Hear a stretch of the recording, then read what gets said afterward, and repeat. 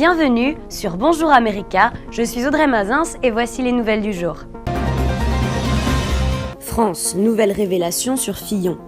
L'hebdomadaire satirique Le Canard enchaîné révèle cette semaine que l'épouse de François Fillon a touché 45 000 € d'indemnité au terme de ses emplois présumés fictifs d'assistante parlementaire. Le journal assure aussi que la femme et la fille de l'ancien Premier ministre ont cumulé par moments 2 emplois à temps plein. Ainsi, entre mai 2012 et décembre 2013, Pénélope Fillon était journaliste et attachée parlementaire.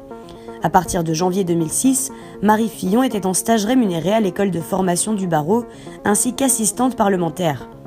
L'équipe de campagne du candidat à la présidentielle a assuré qu'il s'agissait de mensonges. Le candidat est toujours visé pour une enquête du parquet national financier, mais n'est pas mis en examen. USA.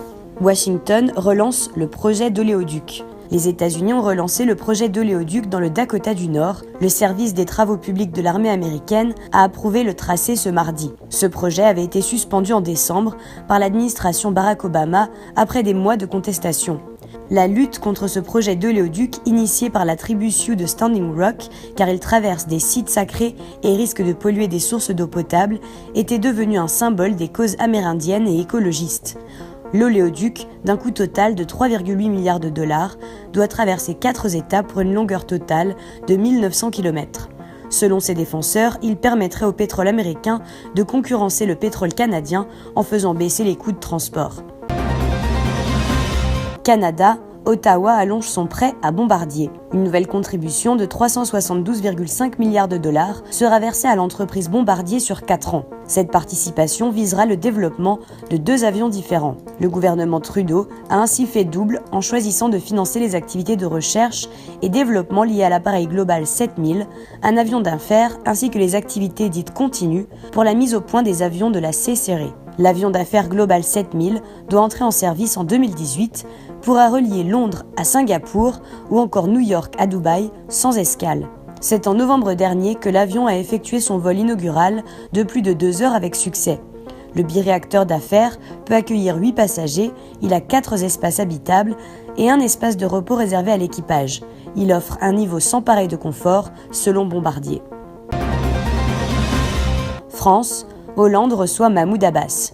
Le président français François Hollande va s'entretenir mardi à l'Élysée avec le président de l'autorité palestinienne, Mahmoud Abbas. Un des sujets qui sera abordé sera la conférence de paix au Proche-Orient qui s'est tenue à Paris le 15 janvier dernier. Selon l'agenda du président Hollande, cette rencontre aura lieu à 14h et devrait porter sur les résultats et les suites à donner à ce sommet.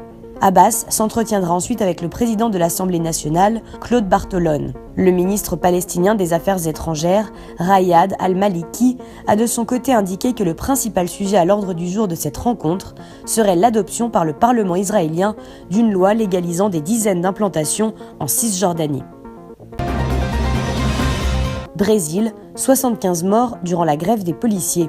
Au Brésil, plus de 2000 policiers et militaires ont investi les rues de Vitória, la capitale du petit État d'Espírito Santo, au nord de Rio de Janeiro.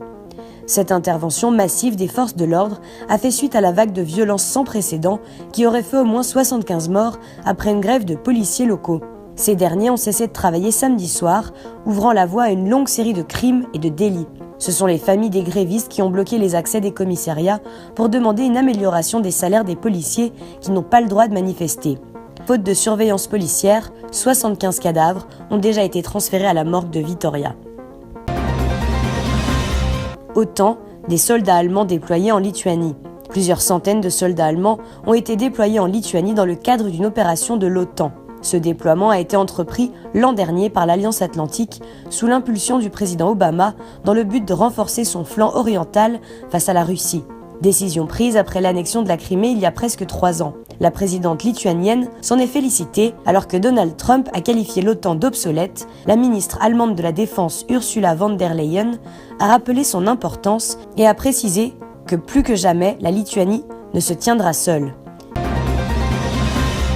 Merci d'avoir suivi le journal de Bonjour America, à très vite.